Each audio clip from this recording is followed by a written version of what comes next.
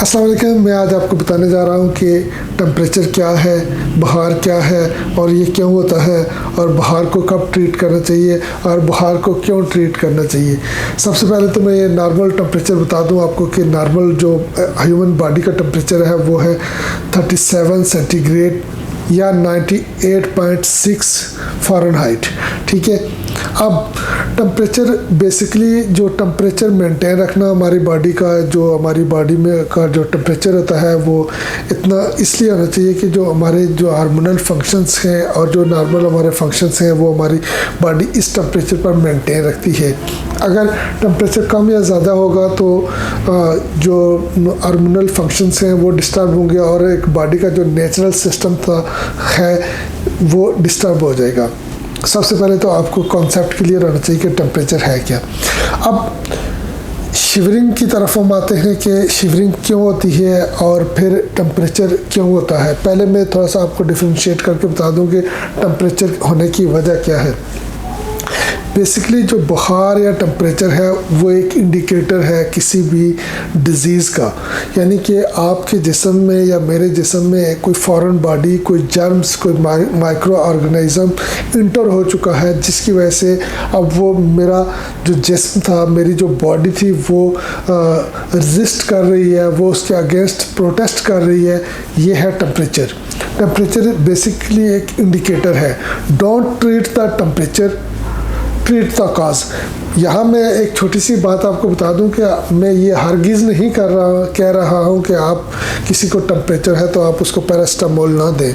आप उसको पैरास्टामोल दें, लेकिन आप काज को फाइंड आउट करें और ट्रीट द काज। जब तक आप काज को ट्रीट नहीं करेंगे टेम्परेचर आपका सेटल नहीं होगा। टेम्परेचर एक प्रोटेक्टिव मटेरियल है और वो बार बार आपको अलार्म करता रहेगा जब तक बॉडी के अंदर वो ऑर्गेनिज्म या वो डिज़ीज़ मौजूद रहेगी। इसलिए मेरा ये कहना है कि आप को जब भी टेम्परेचर हो तो आप टेम्परेचर को ट्रीट ना करें, आप काज को ट्रीट करें। बहुत सारे लोग होते हैं जो कि पैराडॉल्स लेते रहते हैं, एक हफ्ते तक पैराडॉल्स लेते हैं, तो फिर कहते हैं कि जी मेरा टेम्परेचर तो ठीक नहीं हुआ। भाई कैसे ठीक हो? आपने तो टेम्परेचर ठीक करने पे लगे हुए, टेम्परेचर तो ठीक हो ही नहीं सकता और टेम्परेचर को ठीक करना भी नहीं है। आप कॉज को ट्रीट करेंगे, जब कॉज ट्रीट होगी तो टेम्परेचर ऑटोमेटिकली सेटल्ड हो जाएगा। अब मैं आता हूँ शिवरिंग की तरफ। शिवरिंग क्या है?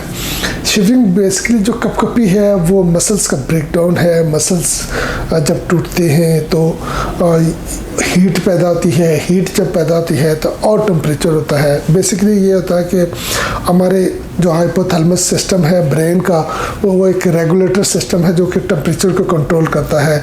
जब हमारी बॉडी में कोई माइक्रो ऑर्गेनिज्म इंटर होता है तो हाइपोथैलेमस की जो सेटिंग है उसको छेड़ देता है, उसकी सेटिंग को ऊपर कर देता है। अब बॉडी को ये मैसेज आता है कि आपका जो सेटिंग टेम्परेचर है वो ऊपर है, तो फिर बॉडी उस टारगेट तक पहुंचने के लिए जो है ना शिवरिंग होती है।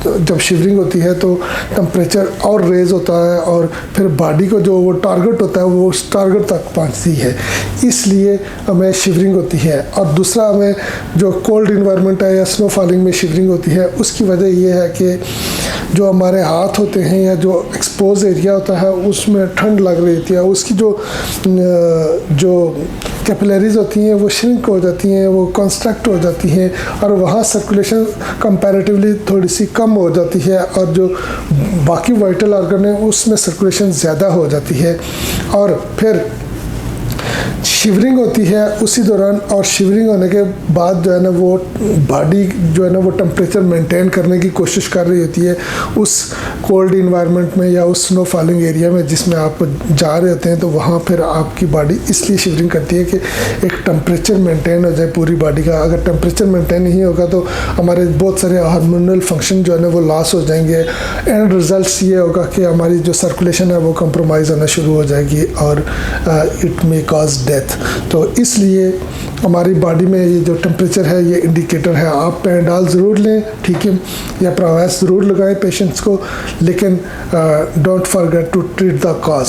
ठीक है, अपना बहुत ज़्यादा ख्याल रखिएगा। उम्मीद करता हूँ कि आपको मेरी ये वीडियो पसंद आई होगी। अगर आपको ये मेरी वीडियो पसंद आई है तो आप मेरे चैनल को लाइक करें और सब्सक्राइब करें और दोस्तों के साथ शेयर करना बिल्कुल भी नहीं भूलिएगा।